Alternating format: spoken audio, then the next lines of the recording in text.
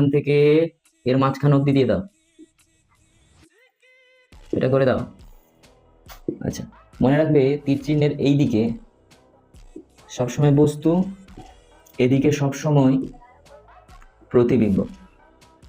তাহলে এই হিসেব অনুযায়ী এখানে হচ্ছে অসীম, এটা হচ্ছে এফ বা প্রধান ফোকাস বা মুখ্য ফোকাস, এটা হচ্ছে 2F, এটা মাঝে বলে লিখে রাখো, এটা অধিক দূরত্ব, অধিক দূরত্ব।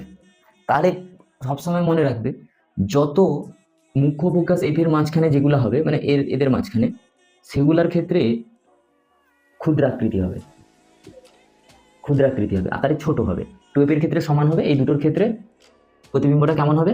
প্রতিবিম্বটা ক্ষুদ্রাকৃতি। আর এটার ক্ষেত্রে সমান আকার হবে। আর যখন 2F থেকে অধিক দূরত্বে হবে তখন হবে বিবর্ধিত। তার মানে আমার বস্তুটা যদি ফোকাসে বা এফ আর 2F এর মাঝখানে থাকে তাহলে সবসময় বিবর্ধিত প্রতিবিম্ব হবে।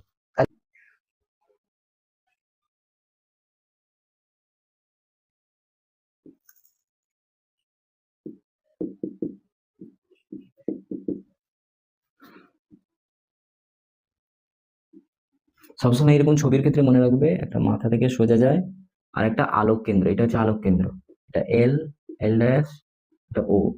তাহলে এখান থেকে এরকম বেরিয়ে যাবে, তাহলে এটা রশ্মি আর একটা আলোক কেন্দ্র দিয়ে বেরিয়ে যাবে। তাহলে যেখানে ছেদ করলো এটা হচ্ছে এফ, এটা হচ্ছে 2F, ঠিক আছে? তাহলে 2F এর অধিক দূরত্বে হবে, তাহলে এটা যদি পি হয়, এটা যদি কিউ হয়, এটা হবে কিউ ড্যাশ, এটা হবে পি ড্যাশ। ওকে, তাহলে এখানে প্রতিবিম্বটা সৎ, বিবর্ধিত,